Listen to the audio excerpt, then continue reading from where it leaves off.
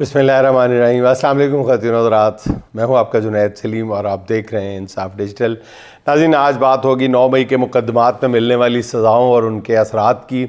आगे क्या हो सकता है और क्या हो रहा है, शरीफ ख़ानदान में क्यों बेचैनी बढ़ती जा रही है, नवाज़ शरीफ एग्जैक्टली क्या चाहते हैं और मामलात किस जानिब बढ़ते हुए नज़र आ रहे हैं, नून लीग के हामी सहाफ़ी अब ताने देने पे क्यों उतर आए हैं, इमरान खान की ज़मानत के केस पर सुप्रीम कोर्ट में आज क्या हुआ, इस बात करेंगे। गवर्नर सिंध कामरान टसोरी के बयान पर हंगामा क्यों बरपा हो गया है और इस पर बात करेंगे। मगर पहले ज़िक्र हो जाए इमरान खान का, जिनसे आज जेल में बहनों की मुलाकात का दिन था मगर उनकी भाई से मुलाकात नहीं कराई गई। आज अडयाला जेल से दूर ही खासा नाका लगाया गया। पीटीआई के कुछ एमएनएस भी आज आए हुए थे मगर पुलिस ने उन्हें भी नाके पर ही रोक लिया। इमरान खान की बहनों का कहना है कि उनकी इमरान खान से मुलाकात ना कराई गई तो वो सारी रात अडयाला के बाहर बैठी रहेंगी। 9 मई के झूठे और बोगस मुकदमात में बेगुनाहों को 10-10 साल की सज़ाएं देकर किस जज्बा इंतकाम को तस्कीन दी जा रही है। तयशुदा स्क्रिप्ट के तहत यके बाद दीगरे सुनाए जाने वाले नाहक फ़ैसलों से ये ज़ाहिर होता है कि इन फ़ैसलों का मकसद सिर्फ़ और सिर्फ तहरीक इंसाफ को दीवार से लगाना है और इसकी क़यादत और कारकुनों को खौफज़दा करना है। शुरू में ख्याल था कि 9 मई के बयानिए ने तहरीक इंसाफ की पूरी इमारत को तहस नहस करके रख देगा। वो ये सारा जो कुछ हुआ है, खौफ की एक लहर पैदा कर दी गई है, लेकिन नाज़रीन ऐसा कुछ भी नहीं हुआ। रत्ती बराबर भी ऐसा कुछ नहीं हुआ। हौसलों को एक नई जिला मिली है। 9 मई के मुकदमात की कमज़ोर बुनियाद और फिर जिस तरह से इन मुकदमात को अदालतों में चलाया गया, जिस तरह पिक एंड चूज़ करके सज़ाएँ दी गई, उससे पता चलता है कि 9 मई का हंगामा ना भी होता तो किसी और बहाने से ऐसा ही माहौल बना दिया जाता और यही कुछ होता। इसका अंदाज़ा इसी से लगाया जा सकता है कि यास्मीन राशिद 9 मई के एहतजाज के दौरान लोगों को कोर कमांडर हाउस के अंदर जाने से मना करती नहीं। और नाज़रीन, आप सितम ज़रीफ़ी की या जुल्म की इंतहा देखें कि एक बूढ़ी खातून का जिसको गिरफ़्तार किया है और 10-10 साल की, न जाने पता नहीं कुल सज़ा उनकी 500 साल बन गई होगी, उनकी वीडियो मौजूद है नाज़रीन, कि वो बाहर गाड़ी पर बैठ के चीख चीख के वो बूढ़ी औरत जो है वो मना कर रही है कि अंदर नहीं जाना, और इस बात की भी निशानदेही कर रही है कि शरारती लोग इस आड़ में कुछ भी कर सकते हैं। अदालतों को पता नहीं ये वीडियो क्यों नज़र नहीं आती है, क्यों समझ नहीं आती। नाज़रीन, आप सब ने वो वीडियो एक दफ़ा नहीं, मेरा ख्याल है कि दर्जनों बार देखी होगी, जिसमें डॉक्टर यास्मीन राशिद साहिबा जो हैं वो बार बार कह रही हैं ये। अब पता नहीं अदालतों के सामने वो वीडियो क्यों नहीं आ रही और क्यों समझ में नहीं आ रही। उसकी मतलब वीडियो जो है वो पर मैं अल्लाह माल यकीन जानिए कि मैं इस समझने से ये बात कासिर हूँ कि यास्मीन राशिद साहिबा को जो जज भी सज़ा सुनाता है उसके सामने उस वीडियो का डिनाइल क्या है, उस वीडियो को रिफ्यूट कैसे करता है कि ये वीडियो गलत है, जाली है, इसमें तो चलो ठीक है, फलां जगह पे वो ये कह रही है, कहीं भी अच्छा वो कहा जाता है कि जी एक जगह पे वो कह रही है कोर कमांडर, तो कोर कमांडर हाउस जाना तो मना नहीं है ना। बार बार इस बात की गई है, कई लोगों की तरफ से कही गई है।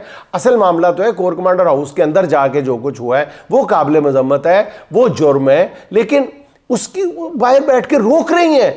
या तो उनकी कोई वीडियो होती ना कि अंदर वो लेके जा रही हैं या अंदर खुद मौजूद पाई गई हैं, वो मना कर रही हैं, मना करने पर सजा दी जा रही है। नाज़रीन, सब जानते हैं कि उनको इस जुर्म में सज़ा मिली है कि उन्होंने नून लीग के सियासी महात्मा नवाज शरीफ के मुकाबले में आने की जुर्रत की है, फिर उन्हें इतनी लंबी लीड से शिकस्त दे दी, ये उससे बड़ा जुर्म था।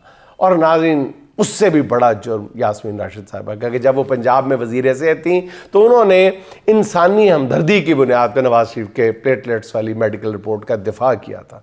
नाज़रीन, यकीन जानिए कि अगर कोई गिरे से गिरा इंसान भी हो, अगर उसके इल्म में ये बात आए कि इस बंदे ने और इस बुढ़िया ने, मैं बुढ़िया का लफ्ज़ दानिस्ता तौर पे इस्तेमाल कर रहा हूँ, उसको 2 दफ़ा कैंसर हो चुका है, 2 डबल कैंसर सर्वाइवर है, उसने मेरे लिए अपनी वजारत के दौर में ये किया था। बेशक नवाज शरीफ साहब खुद को बेगुनाह ही समझते हैं, वो सज़ा को भी गलत समझते थे, लेकिन डॉक्टर यास्मीन राशिद साहिबा ने उनकी मेडिकल रिपोर्ट का दिफा किया था, जिसकी वजह से इमरान खान भी डॉक्टर यास्मीन राशिद साहिबा का बार बार मजाक उड़ाया करते थे, निजी महफिलों में भी और वैसे भी जलसों में भी मजाक उड़ाते थे। और आज नवाज शरीफ ये सिला दे रहे हैं उस एहसान का। असल में डॉक्टर यास्मीन राशिद ये अंदाज़ा ही नहीं लगा सकी कि उनका मुखालिफ जो है सिर्फ सियासी मुखालिफ नहीं, कम ज़र्फ़ दुश्मन भी बन चुका है। आलिया हमजा, सनम जावेद, आयशा भुट्टो जैसी पढ़ी लिखी ख़वातीन को सजाएं देने का मतलब ये है कि कोई चाहता है कि पढ़े लिखे घरानों की समझदार ख़वातीन को ये सबक सिखाया जाए कि वो सियासी अमल का हिस्सा ना बने। बिल्कुल सोचने समझने वाली इन औरतों को सियासत में ब्लैकमेल करना बहुत मुश्किल होता है। मगर अना के इस सारे खेल में खुद रियासत नाज़रीन बुरी तरह फंस गई है। इमरान खान को नीचा दिखाने की कोशिश में रियासत जो है वो गहरी खाई में जा गिरी है। उठकर आगे बढ़ने की कोई सूरत नज़र नहीं आ रही। अब हर ज़बान पर एक ही सवाल है कि ये खेल कब तक जारी रहेगा, इसका एंड क्या है। खुद मैं जहाँ जाता हूँ नाज़रीन, घूम फिर कर हर सवाल जो है वो यहीं आके रुकता है कि अब क्या होगा। तो इस ज़मीन में मेरा कुछ अंदाज़ा है। मेरे ख्याल में 9 मई के मुकदमात और इसमें आने वाले फ़ैसलों से साफ पता चलता है कि इनके ज़रिए रियासत को फेस सेविंग दी गई है। ऐन मुमकिन है कि अब आला अदालतों में ये फ़ैसले बरकरार ना रह सकें, ज़्यादा गुमान यही है। और शायद रियासत भी आला अदालतों से इन फ़ैसलों के रिवर्स होने पर ज़्यादा रद्द अमल ना दिखाए। उसका अंदाज़ा इस बात से लगाया जा सकता है कि ATC सज़ाओं वाले फ़ैसले आने का अमल तकरीबन 3 हफ्ते से जारी है। मगर इन मुकदमात में सजाएं पाने वालों की जो गिरफ्तारी के लिए बहुत ज़्यादा सरगर्मी नहीं दिखाई जा रही। जरताज गुल ने ATC के फैसले के खिलाफ लाहौर हाई कोर्ट से रुजू किया, जहां चीफ जस्टिस आलिया नीलम ने कहा है कि जरताज गुल पहले खुद को इस अदालत के सामने सरेंडर करें और यहाँ पेश हों। अगर जरताज गुल को हाई कोर्ट से नाज़रीन रिलीफ मिल गया तो फिर मेरा अंदाज़ा ठीक होगा, लेकिन अगर ऐसा ना हुआ तो समझ लें कि फिर रियासत ने अकल को 3 तलाक़ें दे दी हुई हैं। देखें क्या होता है। नाज़रीन, तहरीक इंसाफ को क्रश करने के शौक़ में हर जुल्म और हर तरह की लूट मार की इजाज़त दी गई है। मुँह ज़ोर ब्यूरोक्रेट्स ने अपने सियासी आकाओं के साथ मिलकर मुल्क को जी भर कर लूटा है, मगर किसी ने इस जानिब तवज्जो नहीं दी, क्योंकि लूट मार करने वाली अफसरशाही ने जुल्म और ताकत के अंधे इस्तेमाल से PTI को ख़ास तौर पर पंजाब की हद तक पूरी तरह दबा के रखा है। मगर 3 साल की लूट मार और जुल्म के बाद हासिल वसूल कुछ भी नहीं हुआ, और लूट मार ने मुल्की ख़जाने का दिवालिया जो निकाला वो एक अलग कहानी है। दूसरी तरफ ताकत के अंधे इस्तेमाल के बावजूद तमाम सर्वेज बता रहे हैं कि PTI का जिन अवामी महाज पर मज़ीद ताकतवर हो गया। लोगों ने इमरान खान को अपनी एक ज़िद बना लिया। मुख्तलिफ इदारों की तरफ से कराए जाने वाले सर्वेज़ के नताइज हुक्मरानों के लिए हर सर्वे जो है वो मज़ीद तशवीश लेके आता है, और इन सर्वेज़ ने इस हर सतह पर हुक्मरानों के लिए ख़तरे की घंटियाँ नहीं घड़ियाल बजा दी हैं। अब ज़राए कहते हैं कि पंजाब में नून लीग की तरफ से खामोशी से कराए गए सर्वे के मुताबिक सूबे में, पंजाब की बात कर रहा हूँ नाज़रीन, नून लीग की मकबूलियत सिर्फ 16% है। पूरे यकीन से कहा जा सकता है कि 16% मकबूलियत का ये फिगर जो है ये भी दूर दूर तक हकीकी नहीं है। हकीकत इससे भी ज़्यादा बहुत तल्ख़ है। सर्वेस बता रहे हैं कि आम आदमी की इस निज़ाम से नफ़रत इतनी बढ़ गई है कि कोई एक वाक़या भी चिंगारी का काम कर सकता है और इस सारे निज़ाम को जलाकर राख बना सकता है। इन्हीं सर्वेस के मुताबिक इनके नताइज देखकर मुक़्तदर क़ुव्वतों ने अपनी पोजीशन बदलने का फ़ैसला किया। वो हाइब्रिड निज़ाम जिस पर नून लीगी नाज करते थे, अब यही उन पर उल्टाया जा रहा है। मरी में होने वाले इजलास बता रहे हैं कि परेशानी बहुत ज़्यादा है। काफ़ी देर बाद नून लीग के किसी इजलास में कैप्टन सफदर को भी दावत दी गई। अगरचे इजलास के दौरान कैप्टन सफदर की कुर्सी कायद मोहतरम मियाँ मोहम्मद नवाज शरीफ साहब से काफ़ी दूर थी, मगर उनका इजलास में होना ही इस बात की अलामत है कि सख्त हालात जो हैं वो आने वाले हैं, और ऐसे मौक़ों पर मानसरा के कप्तान की जो बड़कों की ज़रूरत है वो पड़ सकती है। इस इजलास की वीडियो भी जारी की गई है जो मियाँ साहब के मरी वाले घर के लॉन में है, और ये गुज़िश्ता रोज़ अर्ज़ कर चुका हूँ मैं कि जब हुक्मरानों के आखिरी दिन होते हैं तो फिर इजलास जो हैं वो कमरों से निकल के लॉन्स में मुनक्किद किए जाते हैं। इसकी वजह आप बहुत अच्छी तरह जानते हैं कि वहाँ पे बगिंग करना या जासूसी के आलात लगाना मुश्किल होता है। और एक तरफ इजलास हो रहा था, दूसरी तरफ नाज़रीन ज़रा गौर फरमाएं कि राना सनाउल्लाह क्या कह रहे थे। वो बता रहे थे एग्जैक्टली बिल्कुल उसी वक्त ही वो कह रहे थे, राना सनाउल्लाह बता रहे थे कि नून लीग और मियाँ नवाज शरीफ हमेशा सर्विसेज चीफ की मुद्दत मुलाजमत में तोसी के मुखालिफ रहे हैं। नवाज शरीफ का बड़ा वाज़ेह मौक़िफ़ रहा है कि तोसी नहीं होनी चाहिए, और जब भी नवाज शरीफ को मौका मिला उन्होंने इस पर अमल दरामद करके दिखाया और तोसी नहीं दी। अच्छा नाज़रीन, राना सनाउल्लाह का ये बयान तो खैर बिल्कुल झूठा है, हक़ाइक़ के 100% बरक्स है 180 के एंगल पे।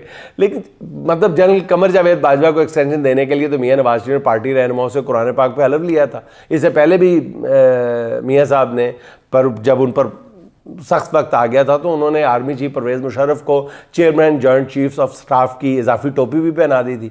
अब राना सनाउल्लाह का बयान बता रहा है कि मियाँ साहब ने मज़ाहमत के लिए नेट प्रैक्टिस कम अज़ कम शुरू कर दी है, अभी बाकायदा मज़ाहमत शुरू नहीं की, मगर हमारे दोस्त मुनीब फ़ारूक साहब ने फौरी तौर पर हिसाब चुकता किया है और शरीफ ख़ानदान की ये कहकर हवा टाइट कर दी है कि फील्ड मार्शल जो हैं वो 2027 तक ही नहीं, उसके बाद भी फील्ड मार्शल के ओहदे पर मौजूद होंगे और किसी का बाप भी उसे नहीं रोक सकते। ये हर बंदा पता नहीं ये क्यों कह रहा है, जो इस इस्टेब्लिशमेंट का हामी है वो बार बार किसी का बाप भी नहीं कर सकता, किसी का बाप भी नहीं कर सकता। ये बाप का जिक्र करके शायद ये लोग मरियम नवाज साहिबा को कोई पैगाम देना चाहते हैं या क्या, मुझे नहीं समझ आती कि ये जुमला क्यों रटा रटाया बोला जा रहा है, किसी का बाप भी नहीं कर सकता, बार बार कह रहे हैं। सोहेल वड़ाइच भी बता रहे, मैं इससे पहले उन्होंने आपने फैसल वावड़ा साहब से भी यही बात सुनी थी, किसी का बाप भी नहीं कर। अब सोहेल वड़ाइच साहब क्या बता रहे हैं, वो कहते हैं नहीं, गुज़िश्ता 3 साल के दौरान नून लीग और पीपल्स पार्टी ने सब कुछ प्लेट में रख कर मुक़्तदर क़ुव्वतों के हवाले कर दिया। अब ताकतवर हलकों में कोई भी इन दोनों जमातों का सियासी बोझ उठाने और उनके करतूतों से अपना मुँह काला कराने को तैयार नहीं है।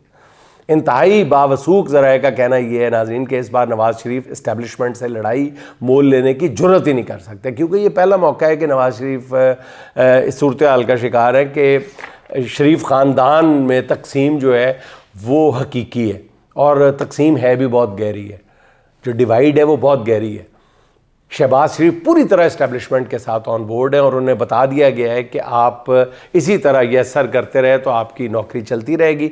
शहबाज शरीफ इस पर खुश हैं, इसी पर खुश हैं कि उन्हें वज़ीर आज़म लिखा और पुकारा जाए, बेशक समझा ना जाए, मगर और क्योंकि दूसरी तरफ बड़े भाई ने अपना सारा सियासी असासा जो है वो, अगर है कोई सियासी असासा उनका, तो वो अपनी बेटी को मुंतकिल कर दिया।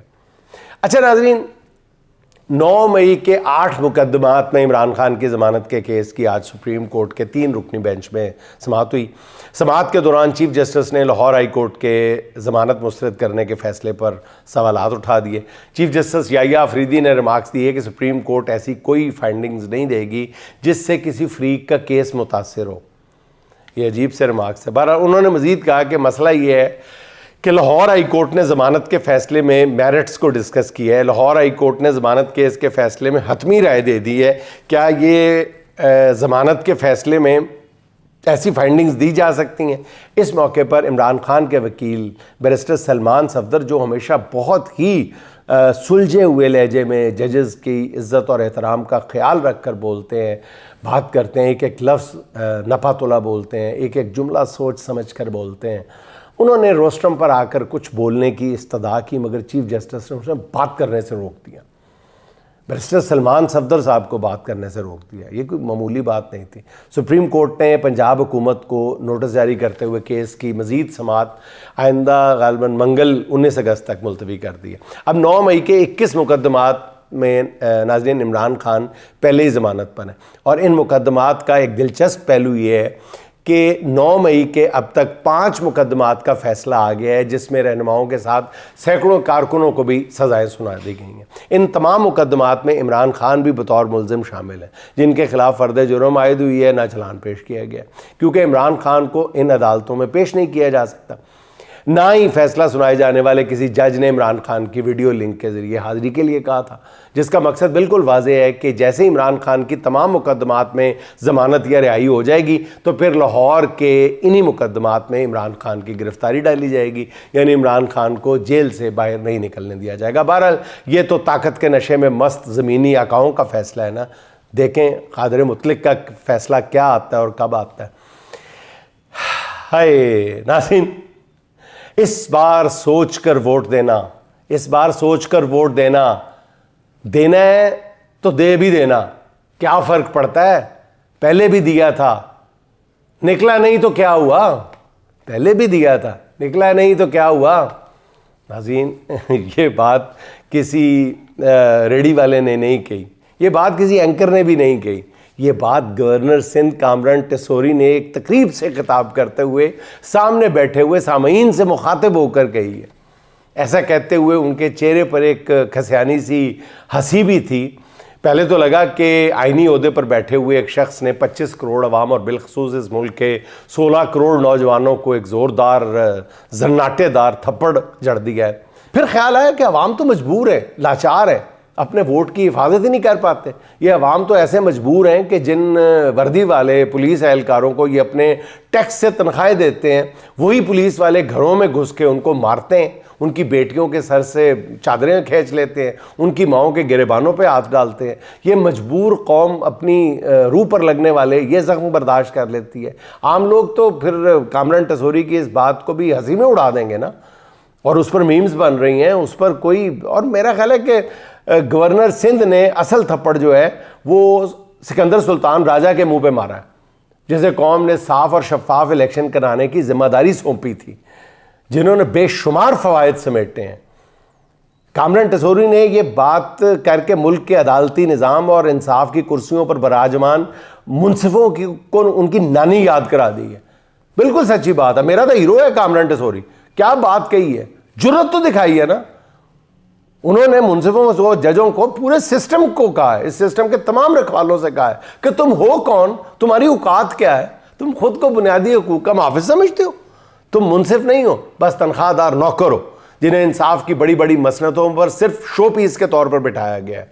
तुम्हारी नाक के नीचे वोट मिला किसी और को और निकला किसी और को, डाला किसी और को गया, कुर्सी किसी और को दी गई, इक़्तिदार किसी और को दिया गया। अब सोशल मीडिया पर कामरान टेसोरी के इस बयान पर तरह तरह के तबसरे हो रहे हैं। कोई कहता है कि जी ढिठाई और बेशर्मी का कोई चेहरा होता तो वो कामरान टेसोरी जैसा होता, कोई तुम्हें कुछ कह रहा है, कोई कुछ कह रहा है। मगर मैं आपको टेसोरी साहब कहूँगा, शाबाश टेसोरी साहब द ग्रेट, शाबाश, वेरी वेल डन। आप जैसे ही मतलब हुक्मरान एलीट के आप असल नुमाइंदे हैं, जिन्होंने मुनाफकत नहीं की, सच्ची बात कह दी है। और ये बात करके आपने आम लोगों का क्या बिगाड़ा है? जो आपने कहा है वो तो हो चुका, आम आदमी क्या पूरी कौम के साथ बीत चुका है। कामरान टेसोरी साहब ने तो नकाब पारसा बने हुए चेहरों से उल्टाई है। इसलिए ऐसा नंगा सच बोलने पर कामरान टेसोरी साहब का एक बार फिर बहुत बहुत शुक्रिया। जो लोग इस बयान पर गवर्नर सिंध की मलामत कर रहे हैं ना, उनके लिए मेरा पैगाम है कि या तो अपने वोट की हिफाजत करने की हिम्मत पैदा कर लें या फिर ऐसे तानों को बर्दाश्त करने का हौसला पैदा करें। अच्छा नाज़रीन, इस्लामाबाद में मस्जिद गिराने का मामला गंभीर से गंभीरतर होता चला जा रहा है। CDA ने 50 मसाजिद गिराने का फ़ैसला किया और गिराई जाने वाली मदनी मस्जिद उनमें से पहली मस्जिद थी। सितम ज़रीफ़ी तो ये है कि एक नाजायज़ और गैर कानूनी हुकूमत ये कहकर मस्जिदें गिरा रही है कि ये गैर कानूनी है। CDA का मौक़िफ़ है कि ये मसाजिद जो है ग्रीन बेल्ट्स पे बनाई गई हैं। मगर सवाल ये है कि क्या ये मसाजिद जो है ये रातों रात बन गई थी, एक दिन में मस्जिद तो बना दी शब्बर पे? ऐसा तो मामला नहीं था ना। जब ये तामीर हो रही थी तब किसी ने नोटिस नहीं लिया। फिर तजावज़ात हटाने का आगाज़ जो है वो मस्जिदों से ही क्यों किया गया है? इस्लामाबाद में दर्जनों क्लब्स ऐसे हैं जो सरकारी अराजी पर बने हुए हैं। कितने गोल्फ क्लब्स हैं वो सरकारी अराजी हथिया कर बनाए गए हैं। कितनी रिहायशी स्कीमों ने हज़ारों कनाल सरकारी अराजी हड़प कर ली है। जिम खानाज बने हुए हैं और बिल्कुल बराए नाम किराए पर हथियाए गए। इस हवाले से जमात इस्लामी के सेनेटर मुश्ताक ने जो सवाल किए हैं ऐवान में, वो ज़रूर सुन लेने चाहिए। किसी के ख़िलाफ़ कोई कार्रवाई नहीं हुई, सिर्फ मसाजिद का वजूद ही है, ये क्यों बर्दाश्त नहीं हो रहा? हैरानी इस बात पर भी है कि मस्जिदें गिराए जाने पर उलमा भी खामोश हैं। होटलों को शराब बेचने के लाइसेंस दिए जाने पर भी दीन के रखवाले अभी तक चुप बैठे हैं। समझ नहीं आ रही। नाज़रीन, आखिर में ज़फ़र महमूद ज़फ़र के 2-4 बड़े खूबसूरत अशार सुन लें। चढ़ा हुआ है जो सूरज वो ढल भी सकता है, चढ़ा हुआ है जो सूरज वो ढल भी सकता है, हवाए वक्त का रुख तो बदल भी सकता है। खामोश लब है जो दरिया तो खैर है सबकी, खामोश लब है जो दरिया तो खैर है सबकी, बिगड़ गया तो वो बस्ती निगल भी सकता है। चलो ए तिश्ना लबो हम उठाएं दस्ते दुआ, चलो ए तिश्ना लबो हम उठाएं दस्ते दुआ कि आसमां दुआ से पिघल भी सकता है। मनाओ जश्न मुकम्मल बहार आने पर, मनाओ जश्न मुकम्मल बहार आने पर, अभी नया सा है मौसम, बदल भी सकता है। तुम्हें तो शौक़ है फूलों के साथ रहने का, तुम्हें तो शौक़ है फूलों के साथ रहने का, हमारा अज़्म जो कांटों पे चल भी सकता है आसमां की बुलंदी में घर ज़फ़र जिसका, है आसमां की बुलंदी में घर ज़फ़र जिसका, ज़मीं की हद से वो बाहर निकल भी सकता है, ज़मीं की हद से वो बाहर निकल भी सकता है। नाज़रीन खुश रहें, खुश रखें। आपसे मुलाकात होगी इंशाअल्लाह अगले व्लॉग में। अल्लाह हाफ़िज़।